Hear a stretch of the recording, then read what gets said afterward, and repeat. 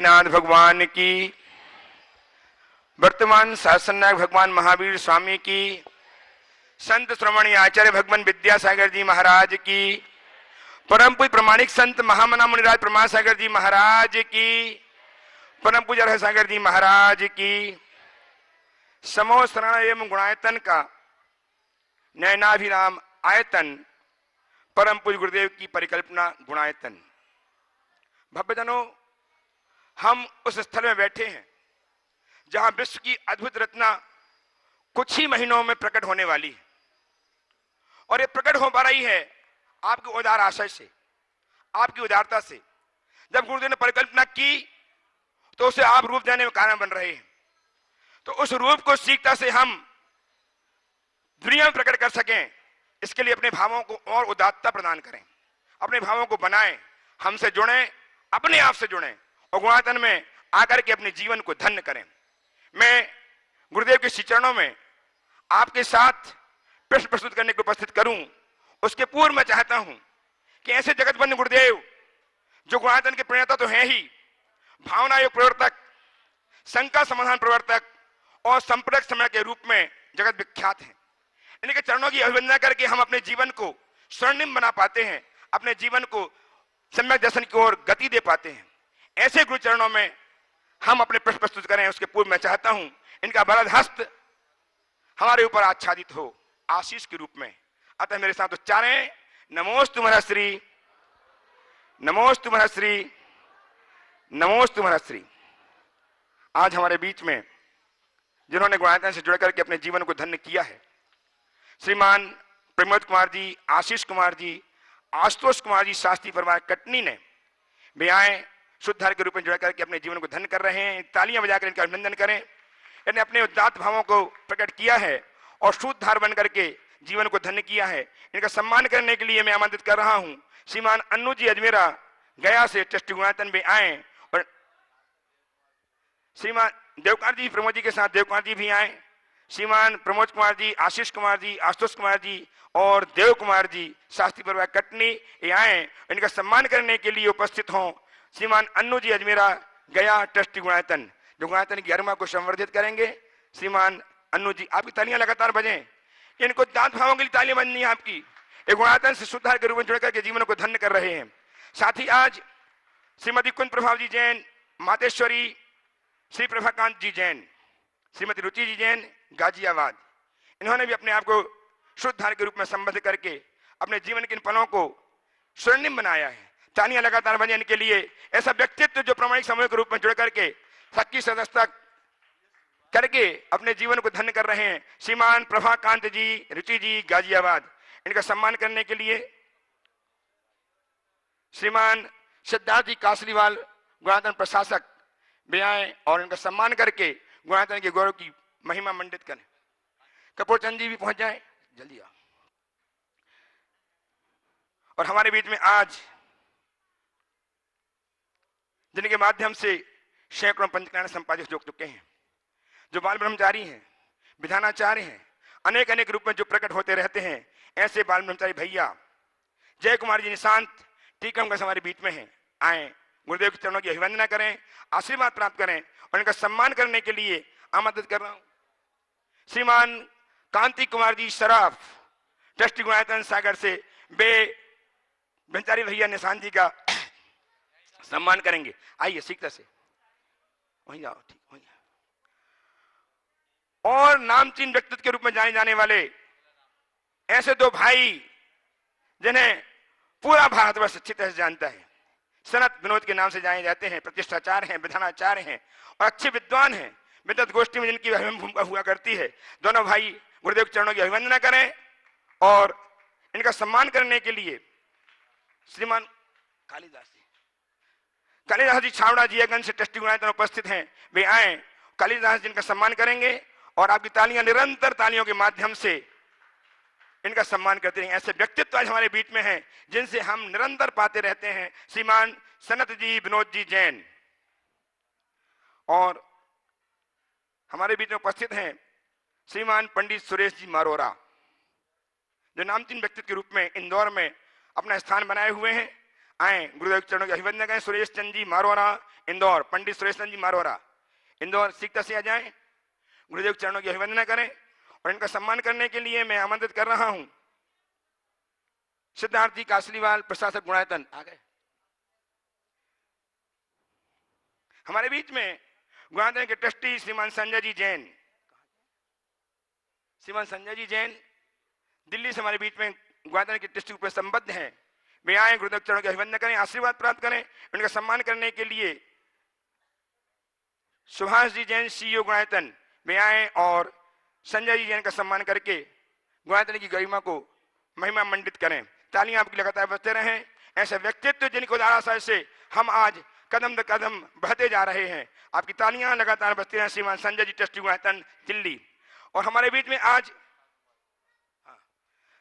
अनिल जी जैन कटनी से उपस्थित हैं, वे भी आए, गुरुदेव चरण की अभिवंदना करके आशीर्वाद प्राप्त करें। अनिल जी जैन कटनी सीता से आए, गुरुदेव चरणों की अभिवंदना करें, आशीर्वाद प्राप्त करें। और सम्मान करने के लिए आमंत्रित कर रहा हूं लता जी गंगवाल, मंत्री गुणायतन गया।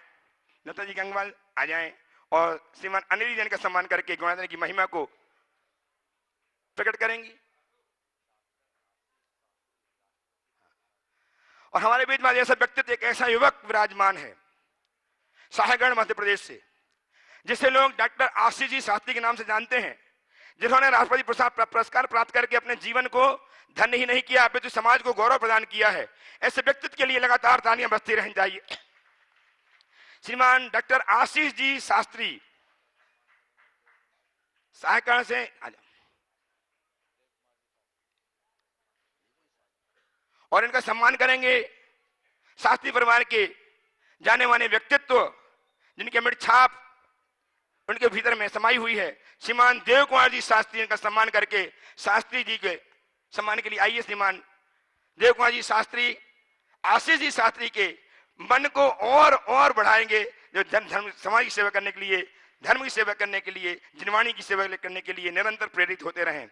बंधुओं, अब मैं आप सबको अच्छे महाराष्ट्र में ऑनलाइन प्रश्न के माध्यम से इस कार्यक्रम को गति देना चाहता हूं, आपके आशीर्वाद चाहते हुए।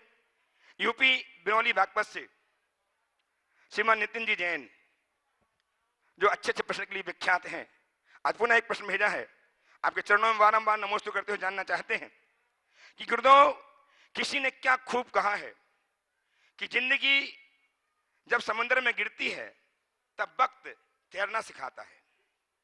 तो महाराज श्री, मेरी शंका यह है कि जिंदगी समुद्र में गिरे इससे पहले ही हमें वक्त तैरना सिखा दे, इसके लिए हमें क्या करना चाहिए कि जिंदगी में हमेशा हम आनंद में ही डूबे रहें? गुरुदेव समाधान दीजिए। बहुत अच्छा सवाल है। जिंदगी जब समुद्र में गिरती है तो वक्त हमें तैरना सिखाता है। सवाल पूछा है, समुद्र में जिंदगी गिरे इससे पहले हम तैरना कैसे सीखें?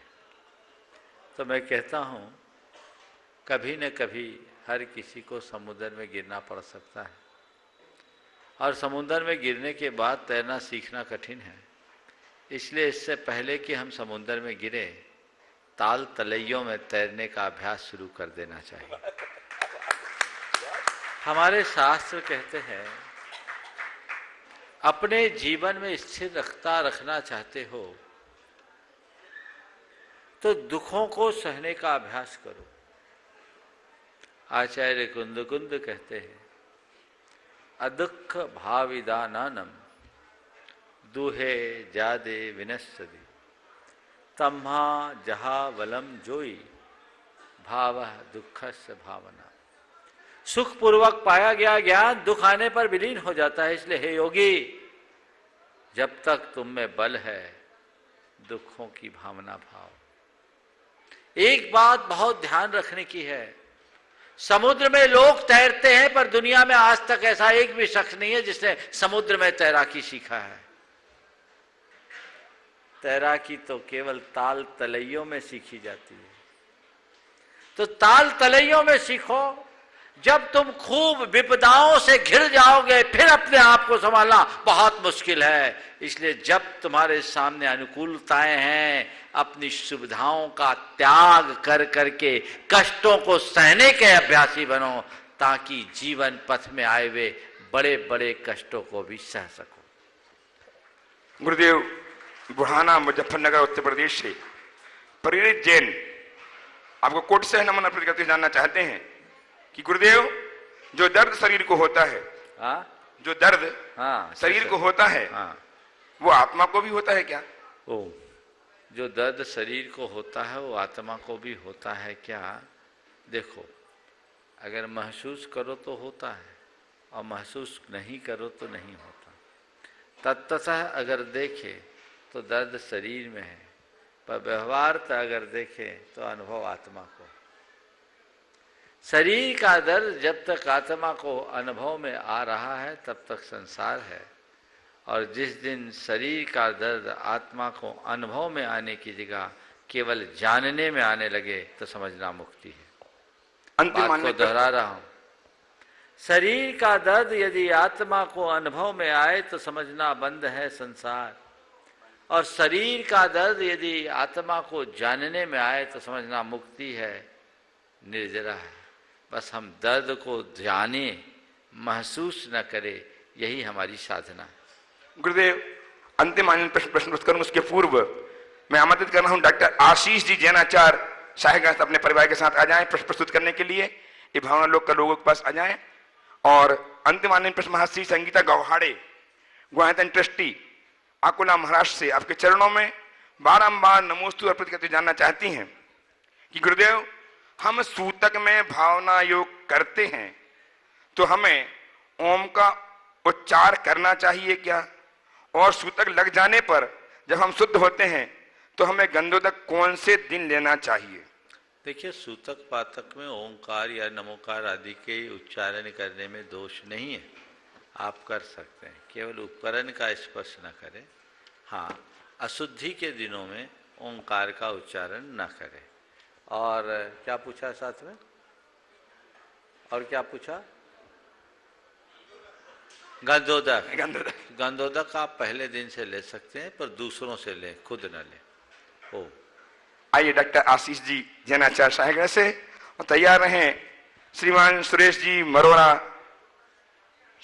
इंदौर। जल्दी सीखता कीजिए डॉक्टर साहब, हम इसलिए पहले बोले थे इधर से।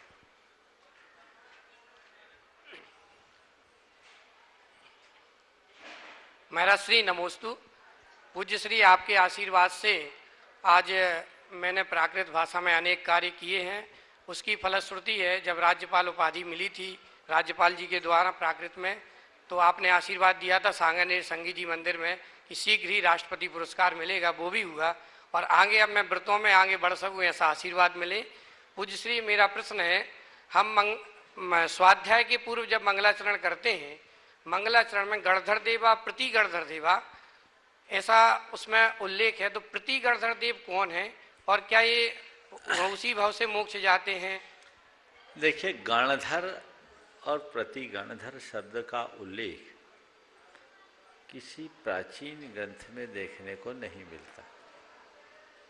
जहाँ तक मुझे स्मृति है, तिलोपनिषद में प्रत्येक तीर्थंकरों के गणधरों का उल्लेख है। उनके कितने कितने गणधर हुए इनका सविस्तार उल्लेख है।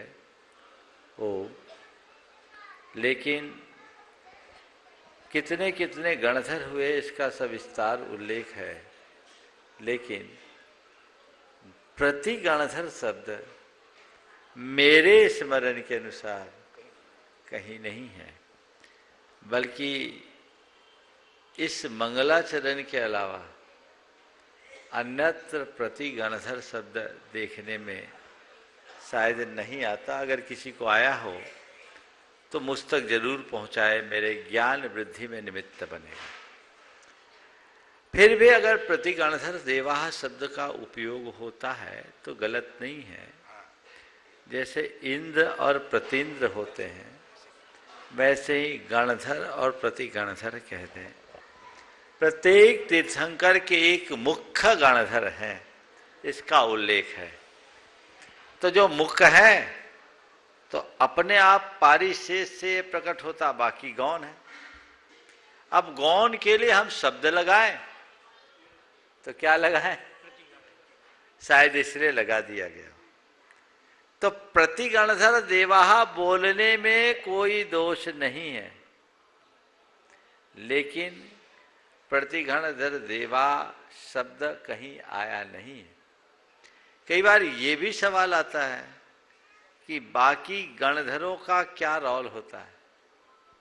भगवान के समूह शरण में शेष गणधरों का क्या रोल रहता है, मुख ही सब करते हैं। एक प्रसंग में कहीं देखने में आया, स्मरण नहीं आ रहा है, लेकिन पुराणों में है कि भगवान महावीर के समूह शरण में गौतम स्वामी की उपस्थिति में भी दूसरे गणधर ने, शायद प्रभास गणधर ने और किसी ने एक सवाल किया है और वहाँ संवाद हुआ है। इसका तात्पर्य यही होता है कि मुख्य गणधर के रहते हुए भी प्रसंगानुसार अन्य गणधर भी मुखरित हो सकते। बहुत बहुत आशीर्वाद, बहुत बढ़िया। उपस्थित हों श्रीमान पंडित सुरेश जी, जैन मरोरा इंदौर से। तैयार रहें व्रती नगरी पिंडई से सुश्री तासु जैन अपनी मम्मी एवं परिजनों के साथ, पिंडई कैलाश चंद जी की सुपुत्री। नमोस्तु महाराज श्री, मेरा और मेरे मारवाड़ा परिवार की ओर से आप दो मुनिराजों के चरणों में सादर नमोस्तु। महाराज जी, एक मेरा शंका है, पंचकल्याणक महोत्सव में भगवान के माता पिता का कितना महत्व है? जो श्रावकों को, प्रति श्रावकों को पंचकल्याणक महोत्सव में भगवान के माता पिता बनाते हैं, तो उनका महत्व कृपया हमको समझाइए। नमोस्तु। देखिए, प्रतिष्ठा ग्रंथों में हम देखें तो मुख्य 3 ही पात्र हैं। बहुत ध्यान से सुनना। प्रतिष्ठा ग्रंथों के अनुसार प्रतिष्ठा के मुख्य 3 ही पात्र हैं, कारापक, सौधर्मेंद्र और माता पिता। क्यों जी, ठीक बोल रहा हूं ना? हाँ, यही 3 हैं, बाकी सब डेकोरम है। तैयार रहें श्रीमती विभा जैन बक्सवाहा मध्य प्रदेश छतरपुर से। परम पूजनीय मुनिद्वय के चरणों में त्रिवार सपरिवार त्रियोग नमोस्तु नमोस्तु नमोस्तु। हे गुरुदेव, हमारा जीवन बहुत मूल्यवान है और कल आपने शंका समाधान में कहा भी था कि गई हुई सांसें कभी वापस नहीं आती। तो गुरुदेव, क्या जीवन मूल्य भी समयानुसार रूपांतरित होते हैं? शंका का समाधान कीजिए। देखिए, जीवन मूल्य 2 तरह के, और दूसरे सामयिक। शाश्वत मूल्य चिरस्थायी, वे कभी बदलते नहीं। पर बहुत सारे सामयिक मूल्य होते हैं जो समयानुरूप बदलते रहते हैं, जैसे परस्परता, स्नेह, प्रेम, आत्मीयता, करुणा, अहिंसा। ये जीवन के शाश्वत मूल्य हैं। ये चिरंतन है, सदा है, सदा रहेंगे। इनके बिना जीवन का उत्कर्ष संभव नहीं। लेकिन दूसरी ओर बहुत सारे सामयिक मूल्य हैं जो आज है, पहले नहीं थे, और बहुत से ऐसे हैं जो पहले थे, आज नहीं है। सहजीवन की वृत्ति पहले थी, वसुधैव कुटुंबकम की बात थी, अब लोगों का एकल जीवन प्रमुख हो गया। ये सब सामयिक है, समय के अनुरूप बदलते हैं। पहले थे, आज नहीं है। और बहुत सारी चीज़ें ऐसी हैं जो आज है, अतीत में नहीं थी। जैसे कारपोरेट सिस्टम आज है, अतीत में नहीं था। तो ये समय के अनुरूप होने वाला परिवर्तन है। तो जीवन में हमें दोनों के मध्य तालमेल बनाकर चलना चाहिए। नमोस्तु गुरुदेव, नमोस्तु। उपस्थित हो श्रीमती विभा जी बक्सवाहा छतरपुर मध्य प्रदेश से। तैयार रहें बाहुबली फुरसुले जैन औरंगाबाद महाराष्ट्र से। नमोस्तु महाराज जी। बोलिए। महाराज जी, तन मन धन का यदि वजन बढ़ जाए तो ऐसा क्या करें कि तन मन धन का, ओम। हाँ, आवाज स्पष्ट नहीं है, बोलिए। तन मन धन का वजन बढ़ जाए, हाँ, तो इसके लिए क्या करें कि तन भी स्वस्थ रहे और मन भी शांत और सुंदर बने। तन मन धन का वजन बढ़ने लगे तो क्या करें? मैं आपको एक पुराना किस्सा याद दिलाता हूं। सैनिक ने अभय कुमार की बौद्धिक चतुराई को समझने के लिए उसके सामने एक सबक रखा कि एक बकरे को खूब खिलाओ, इतना खिलाओ कि दिन भर खाते रहे, लेकिन उसका वजन नहीं बढ़ना चाहिए। बकरे को खिलाओ, इतना खिलाओ कि उसको फुर्सत ही न मिले, दिन भर खाए पर वजन न बढ़े। समस्या बड़ी थी। अभय कुमार ने कहा ये हो जाएगा। उसने क्या किया, एक बकरे को रखा और उसके सामने शेर रख दिया। कहते हैं बकरा खाया पर वजन में रत्ती भर अंतर नहीं आया। भावना में कहा है कि शरण जाने से मनुष्य पराधीन हो जाता है, पराश्रित हो जाता है, लेकिन हमारे मंत्र जप जाप भजन पूजन में इसको तो प्राधान्य दिया है। तो ये दोनों में जो भिन्नता है, जो भी इसमें विषयांतर हो रहा है, जो भी फर्क है, तो इसके ऊपर प्रकाश डालने की अनुकंपा करें। देखिए, बात थोड़ी सी समझने की है। असरण भावना में जो बातें कही गई है वो बिल्कुल सही है, पर किस अपेक्षा से कही है इसे समझना जरूरी। असरण भावना में कहा गया है कि पर में शरण खोजना पराधीनता को आमंत्रित करना है, ये सत्य है। लेकिन फिर भी हम परमेष्टि आदि का आश्रय लेते, शरण लेते, नमोकार जपते हैं, ये बात भी सही है। इसके पीछे के भाव क्या है समझिए। निश्चय में कोई शरण नहीं है, आत्मा ही आत्मा के लिए शरण है। और व्यवहार में पंच परमेष्टि शरण है, देव गुरु धर्म शरण है। तो क्या देव गुरु धर्म या पंच परमेष्टि मेरे जीवन मरण को बदल देंगे? नहीं, मरने से तो भगवान भी नहीं बचा सकेंगे। तो फिर हम उनको क्यों पूजें? तो कहते हैं देव शास्त्र गुरु की शरण इसलिए ना करो कि वे तुम्हें अमर बना देंगे, उनकी शरण केवल इसलिए स्वीकारो कि उनकी शरण में जाने के बाद मरने का डर नहीं बचेगा। मरने का डर नहीं बचेगा, वो मृत्यु से नहीं बचा सकते, मृत्यु के आतंक से जरूर बचा सकते हैं। तो जो हमें हमारे भीतर के अमृतत्व का अनुभव कराए, बोध कराए, क्या हम उनकी शरण नहीं लेंगे? आत्मा आत्मा की शरण है, इसका जो बोध कराए, क्या वो हमारे लिए शरण नहीं है? तो व्यवहार में परमेष्टि शरण है और निश्चय में आत्मा ही आत्मा की शरण। नमस्ते। उपस्थित हैं श्रीमती ममता रानी जी शास्त्री परिवार कटनी से, और तैयार हैं कटनी से ही अनिल जी जैन।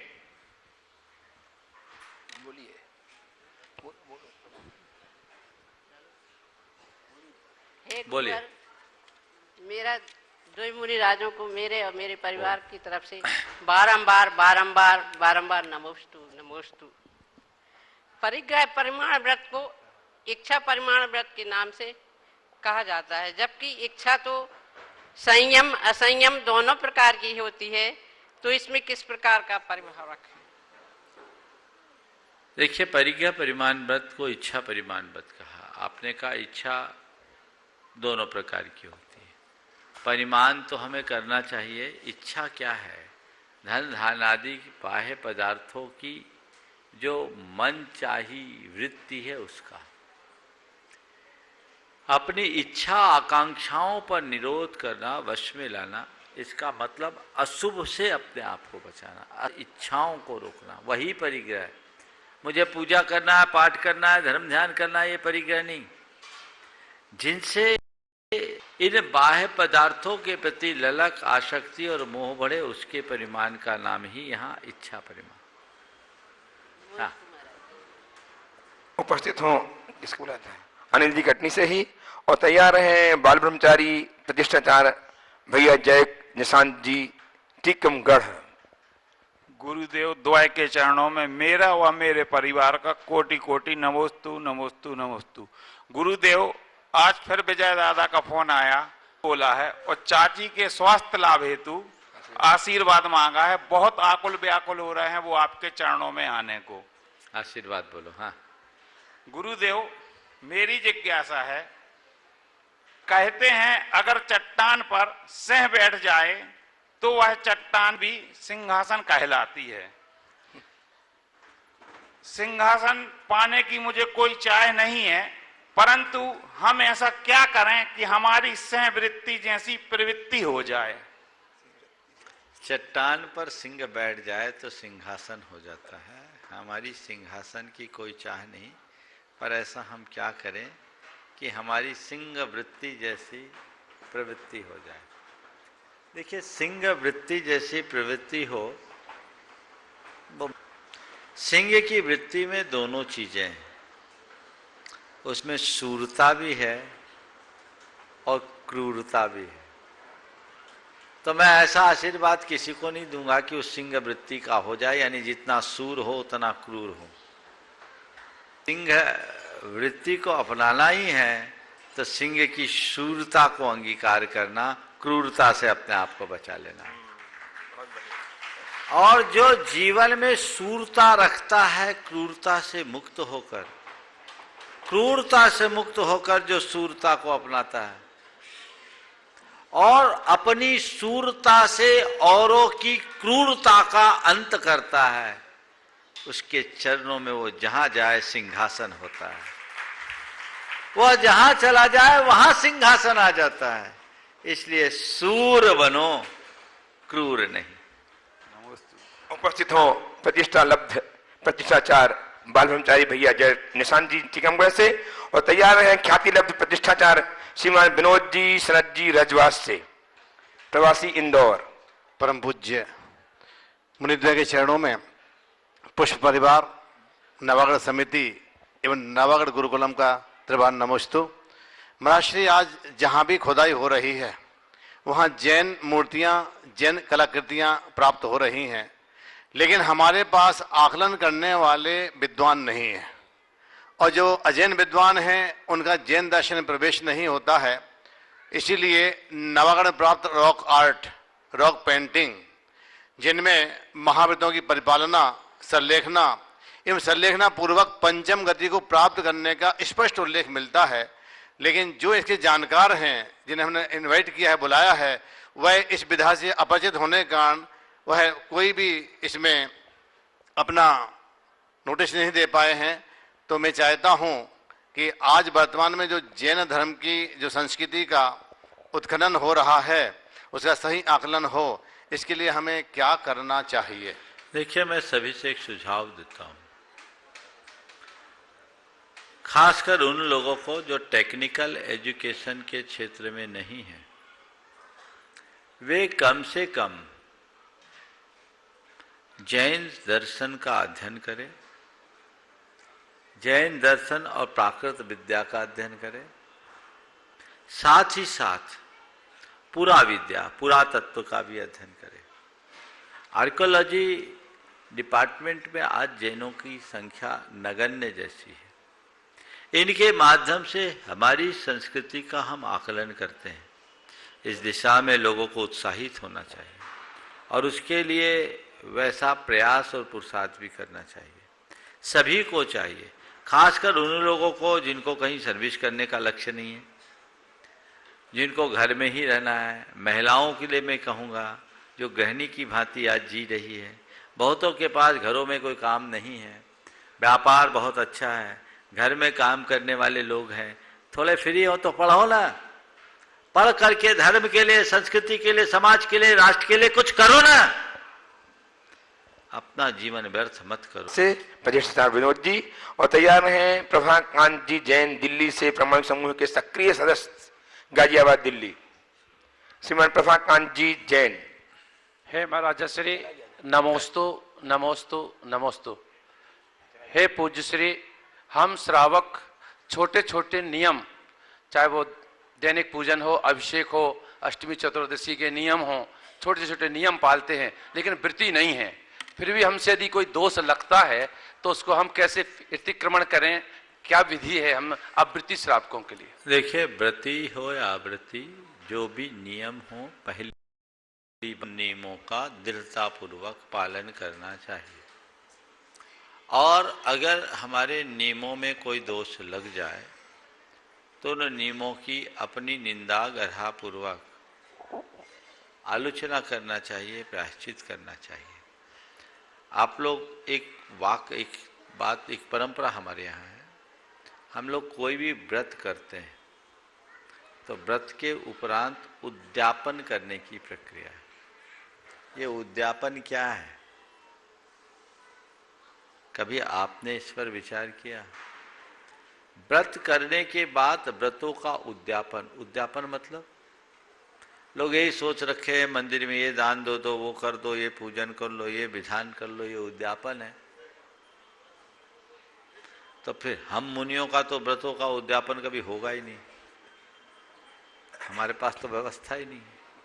ये सब चीजें जोड़ी गई है, दान धर्म करिए कोई बुराई नहीं, लेकिन ये उद्यापन का असली रूप नहीं।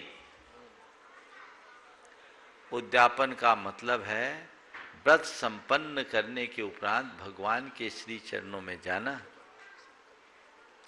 उनके चरणों में अर्घ अर्पित करना, श्रीफल चढ़ाना और कहना, हे भगवान, मैंने आपके आशीर्वाद से ये व्रत अंगीकार किया, उसका अपनी तई यथा विधि निर्दोष पालन करने की कोशिश की, फिर भी संभव है मेरे ज्ञात अज्ञात भावों से मेरे दोषों में किंचित दोष लगा हो। इस व्रताचरण में अतिक्रम, व्यतिक्रम, अतिचार, अनाचार जो कुछ भी मुझसे हुए हों, प्रभु मैं आज उसकी निंदा करता हूँ, आलोचना करता हूँ और आपके चरणों में निवेदन करता हूँ, मेरे उन सब दोषों को माफ करे, मेरे वे सारे दोष मिथ्या हो और मुझे ऐसी शक्ति मिले कि मैं पुनः और व्रतों को धारते धारते महाव्रतों की ओर अग्रसर हो सकूं।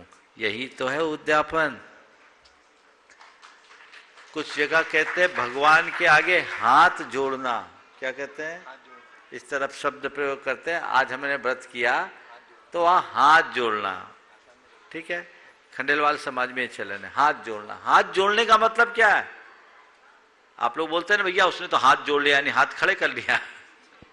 नहीं, हाथ जोड़ने का मतलब भगवान के चरणों में जाकर कृतज्ञता प्रकट करना और अपने दोषों की आलोचना करना, उसका निवेदन करना, ये इसका प्रायश्चित है।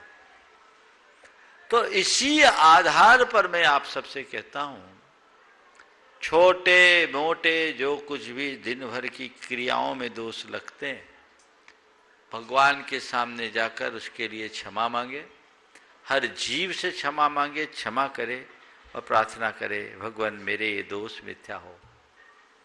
बड़े दोष लगे तो चाहे व्रती हो या अव्रती, उन्हें गुरुजनों से उसका प्रायश्चित लेना चाहिए।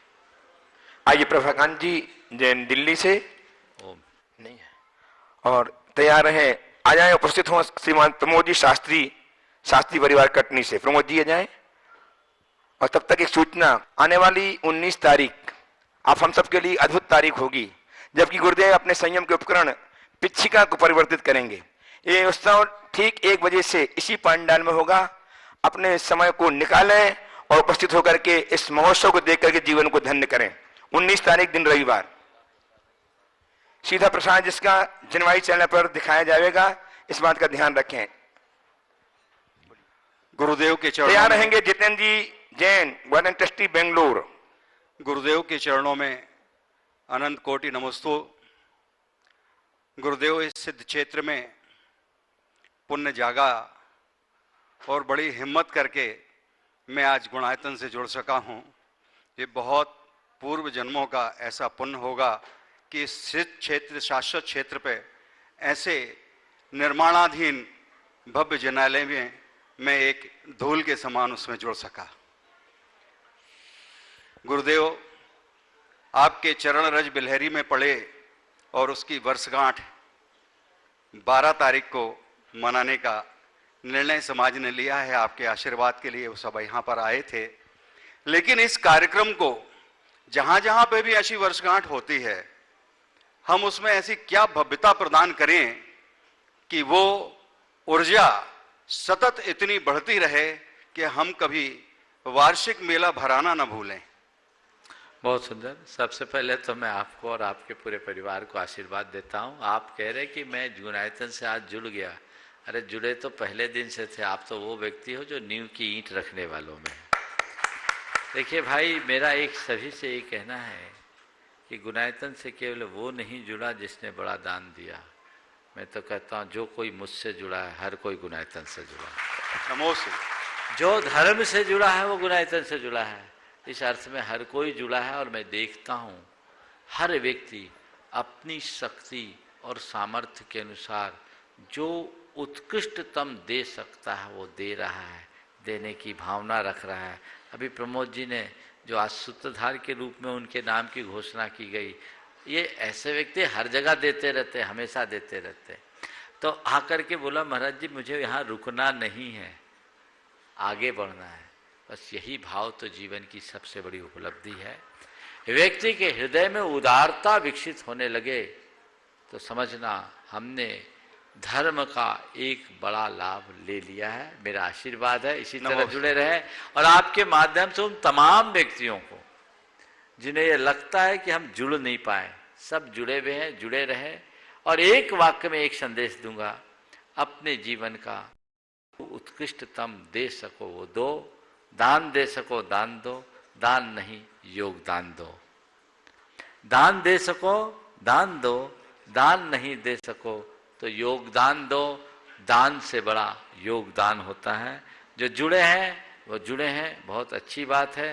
पर जुड़ करके न रहें, जुड़ने के साथ साथ जुट जाएं ताकि औरों को भी जोड़ा जा सके और इस अभियान को गति दे जा सके, ताकि पूरी समाज का गुणात्मक परिवर्तन हो सके। इसलिए मैं कहूँगा सबको जुड़ना है और सबको जुटना है, ताकि हम वह सब कुछ घटित कर सके जिसकी हमें आशा और अपेक्षा है। अब आपके सवाल पर आता हूँ। आज आपने पूछा है बिलहरी की पहली वर्षगांठ आगामी 12 तारीख को होने वाली है और इसे किस तरीके से आयोजित करें। निश्चित बिलहरी और बिलहरी का तो गुणायतन से बड़ा गहरा संबंध है। यहाँ के पार्श्वनाथ भगवान तो बिलहरी से ही आए हुए हैं, इसलिए गुणायतन और बिलहरी में तो बिलहरी को गुणायतन के एक हिस्से के रूप में देखता हूँ। तो बहुत अद्भुत मंदिर। मैं लोगों से जरूर कहूँगा कि जब कभी भी कुंडलपुर की ओर जाएं, अभी कुंडलपुर में बड़ा भारी महोत्सव होने वाला है। अपने यात्रा के क्रम में कुंडलपुर से बोहरी बंद होते हुए बिलहरी जरूर आए। और वहीं कटनी है, सारा एक दूसरे रूट ही ऐसा बना है। अगर आप उस क्षेत्र में गए हैं और बिलहरी के दर्शन नहीं किए तो मैं मानूं यात्रा में कुछ कमी रह गई है। इसलिए जो भी आगामी दिनों में अपने कार्यक्रम बनाएंगे वो ऐसा कुछ बनाएं कि कटनी उतर जाए या जबलपुर उतरे तो कटनी से बैठ जाएं। सारी सुविधाएं हैं और सब एक रास्ते में हैं। अद्भुत अद्भुत जिनबिंब, अद्भुत जिनालय, वहाँ की भावधारा ही अलग होती है। आपने पूछा है वर्षगांठ कैसे मनाएं। मैं तो कहता हूँ मंदिर की स्थापना तिथि को मनाना हमारे पंच कल्याणक की सारी यादों को तरोताज कर देना है। पूरी समाज को एकजुट करके खूब उत्साह और उमंग के साथ बड़ा उत्सव महोत्सव करना चाहिए। देश भर में मंदिर की वर्षगांठ कैसे मनाएं, आपका ये सवाल है। मैं उत्तर दूंगा, उस दिन एक महान उत्सव करके उस मंदिर से जुड़े हुए सभी लोगों को, साधर्मी जनों को बुलाए, भगवान का अभिषेक महोत्सव करे, पूजन करे, विधान करे और उस दिन उस मंदिर के रख रखाव के लिए लोगों को संकल्पित करे, दान देने की प्रेरणा दें और वर्ष भर की पूजा अर्चा को सुनिश्चित करने का उपक्रम उस दिन करें कि आज 1 साल हो गए, अब हमें और अगले साल के लिए ऐसा करना है। इस तरह की प्रक्रियाएं अपनाएंगे तो मंदिर के प्रति लोगों का जुड़ाव भी बढ़ जाएगा और मंदिर की व्यवस्थाएं भी बन जाएगी। ऐसा खासकर उन मंदिरों के लिए जरूरी है जो आज गांव से, शहरों से दूर हैं, गांवों में हैं, जहां समाज का अभाव है। एक दिन जुड़ करके जिस भी जगह के आप निवासी हो, जहां आपका मंदिर है, जिसकी आप प्रतिष्ठा से जुड़े हो, मन में ऐसा बना के रखो साल में 1 बार तो मुझे वहां पहुंचना है। आज आप किसी बच्चे की वर्षगांठ मनाते हो तो कितना उत्साह रखते हो, त्रिलोकीनाथ के जिनालय की वर्षगांठ, प्रतिष्ठा की वर्षगांठ उससे अनंत गुने उत्साह के साथ पूरी करना चाहिए। नमोस्तु नमोस्तु। उपस्थित हो श्रीमान जितेंद्र जी जैन, ट्रस्टी गुणायतन। और महाराज जी ने कहा कि उसमें जुलूस निकालो, मैंने उत्सव में सब कह दिया, शोभा यात्रा, विमान उत्सव में सब समाहित हो जाता है। चलिए जितेंद्र जी ट्रस्टी गुणायतन बेंगलोर से उपस्थित हो और तत्पर रहे श्रीमान सीए अजीत जी किरण जी पाटनी दीमापुर से। दोनों महाराज जी के चरणों में मेरा बारंबार नमोस्तु नमोस्तु नमोस्तु। हे महाराज जी, ये शंका नहीं है पर ये मेरे हृदय का एक कष्ट है और वो ऐसा है कि पिछले 20-25 वर्षों से मैं प्रवचन सुन रहा हूँ। मैं अपने लाइफ में, मैं अपने जीवन में देखता हूँ कि हमने कुछ चीज़ें तो ठीक कर ली हैं, जैसे रात्रि भोजन छोड़ दिया, लेकिन वो इंग्लिश में जो कहते हैं 1 step forward and 2 step backward, बस वही स्थिति चल रही है जीवन में कि आगे नहीं बढ़ पा रहे हैं, आगे नहीं बढ़ पा रहे हैं। महाराज जी कैसे करें? बहुत अच्छा सवाल है। कम से कम आपने धनीराम जी घुआरा तैयार रहेंगे। आपने कम से कम इतना एहसास तो किया कि हम आगे नहीं बढ़ पा रहे हैं। कई लोग तो ये सोचते कि हमारी तो मंजिल ही यही है, और जिनको ये आभास हो कि मेरी मंजिल ही यही है तो वो कभी आगे नहीं बढ़ पाएंगे। लेकिन जिनके सामने उनकी मंजिल है वो कभी रुक नहीं पाते। हमें आगे बढ़ना है, हमें आगे बढ़ना है, हमें आगे बढ़ना है, ये निरंतर सोचते रहिए। अपने मंजिल को सामने उपस्थित रख करके चलते रहिए। जिनके सामने उसकी मंजिल होती है वो कभी बीच में नहीं अटकता। तो हमारी मंजिल क्या है ये हमें देखना चाहिए। रहा सवाल जीवन में आए हुए बदलाव का, बदलाव क्रमिक होता है। कुछ परिस्थितियाँ और कुछ संस्कार दोनों हमें मजबूर करते हैं, लेकिन इन दोनों के साथ यदि हमारा दृढ़ लक्ष्य और संकल्प हो तो सारी स्थितियां ठीक हो जाती है। तो लक्ष्य बनाइए, पुरुषार्थ जगाइए। मेरे जीवन का मकसद क्या है ये सुनिश्चित कीजिए, और जब मेरा व्यापक लक्ष्य सुनिश्चित होगा तो उसकी पूर्ति के लिए मेरा पुरुषार्थ भी प्रारंभ होगा, और जब मैं उस लक्ष्य के साथ पुरुषार्थ में जुटूंगा तभी अपने जीवन के परम तत्व को प्राप्त करने में समर्थ हो सकूंगा। उपस्थित हो धनीराम जी भोरा साहब घुआरा से, छतरपुर घुआरा से तैयार हैं। शुभम जी जैन दिल्ली से, शुभम जी जैन दिल्ली से तैयार हैं। दुई महाराजों के चरणों में त्रिवार नमोस्तु नमोस्तु नमोस्तु। तैयार हैं पूनम जैन प्रेमपुरी मुजफ्फरनगर। श्री पंडित रतनलाल जी बेंगरा द्वारा अपनी पुस्तक में, पुस्तक भाग क्रमांक 2 शंका समाधान, उसमें बताया गया कि सिद्धालय में अंधकार है। अब इस शंका में मैं आपसे यही निवारण चाहता हूं कि सिद्धालय में प्रकाश है कि अंधकार। मुझे नहीं मालूम कि सिद्धालय में अंधकार है प्रकाश, पर मैं ये कहता हूँ जिनके घट में प्रकाश है उनका ही सिद्धालय में वास है। झमेले में मत हो। जिनके घट में प्रकाश है उनका ही सिद्धालय में वास है। चलिए उपस्थित शुभम जी ने दिल्ली से तैयार हैं। पूनम जी जैन प्रेमपुरी मुजफ्फरनगर उत्तर प्रदेश से। आप शुभम हैं? गुरु जी, हाँ, हम तो लड़की से। गुरुदेव के चरणों में नमोस्तु। गुरुदेव, सम्यक ज्ञान और केवल ज्ञान में क्या अंतर है, और क्या पंचम काल में दोनों संभव है? सम्यक ज्ञान यानी सच्चा ज्ञान, केवल ज्ञान यानी पूर्ण ज्ञान। समझ गए? सच्चा ज्ञान किसी को भी हो सकता है, सही ज्ञान जो वस्तु जैसी उसको उस रूप जानने रूप ज्ञान, पर पूर्ण ज्ञान केवल ज्ञान होगा। पंचम काल में केवल ज्ञान नहीं हो सकता। केवल ज्ञान सम्यक ज्ञान है, पर सम्यक ज्ञान मात्र केवल ज्ञान नहीं। सम्यक ज्ञान जब पूरी तरह विकसित होता है तब केवल ज्ञान में परिवर्तित होता है। हो आइए पूनम जी जैन, अगला नाम। पंकज जी जैन उपस्थित हो गाजियाबाद से। पंकज जी उपस्थित हो जाए शीघ्रता के साथ और तैयार रहें शुभी जैन। पंकज जी शीघ्र से आइए। शुभी जी आ जाए। नीतू जैन कोलकाता ऋषणा। ऋतु जैन कोलकाता।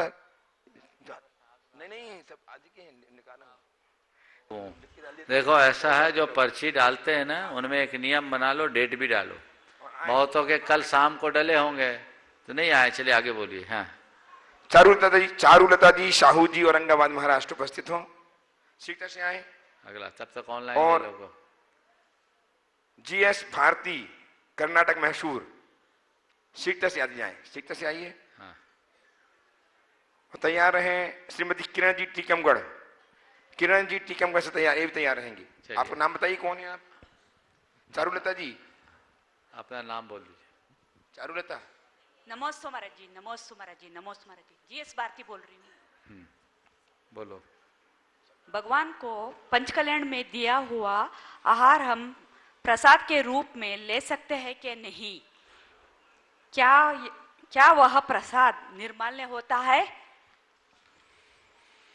देखिए, भगवान को दिया हुआ आहार प्रसाद के रूप में लेना मुझे उचित नहीं दिखता, क्योंकि उच्छिष्ट है। ये कहाँ परंपरा आ गई? क्यों पंडित जी, ऐसा होता है क्या? हाँ, देते हैं?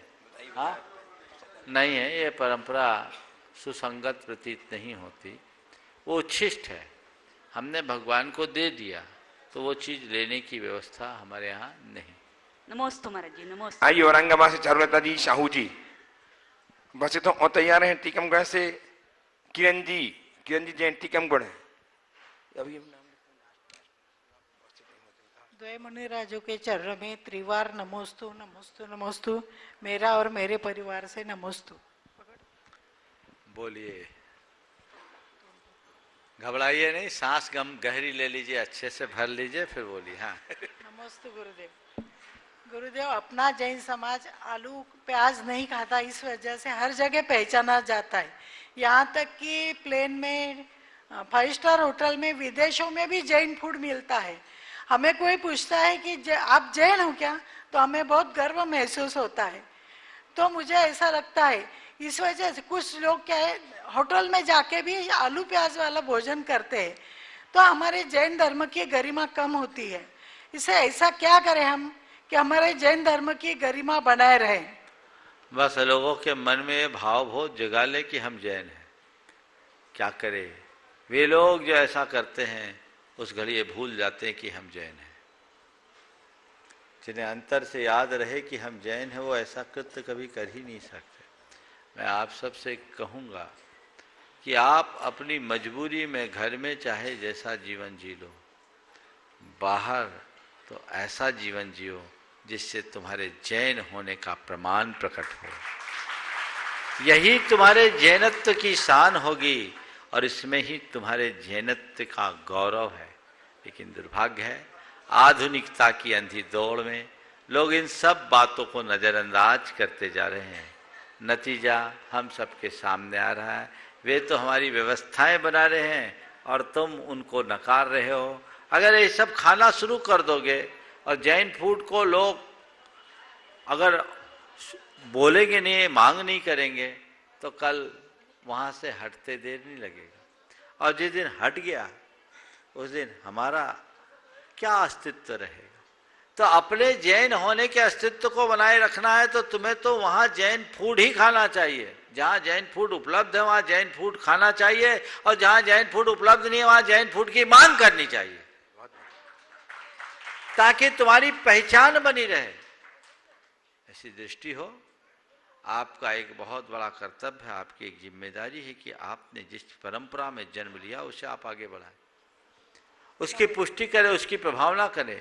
और यदि ऐसा नहीं कर सकते तो ये बहुत शर्मनाक है। उपस्थित हो श्रीमती किरण जी जैन टीकमगढ़ और तैयार हैं सुश्री साक्षी सोनी जयपुर। नमोस्तु महाराज जी, नमोस्तु दोनों महाराज जी के चरणों में मेरा नमोस्तु नमोस्तु। मुनिश्री, मेरा प्रश्न है कि सम्मेद शिखर की जो भूमि है वह शाश्वत है, वो कभी किसी काल में नष्ट नहीं होती है। मैं ऐसा कौन सा पुण्य करूं कि सम्मेद शिखर में ही मुझे जन्म मिले? नमस्ते महाराज। सम्मेद शिखर में जन्म मिले ऐसा पुण्य मत करो। हमसे तो ऐसे पुण्य की मांग करो कि ऐसा कौन सा पुण्य आए कि मैं शिखर पर जाके बस जाऊं।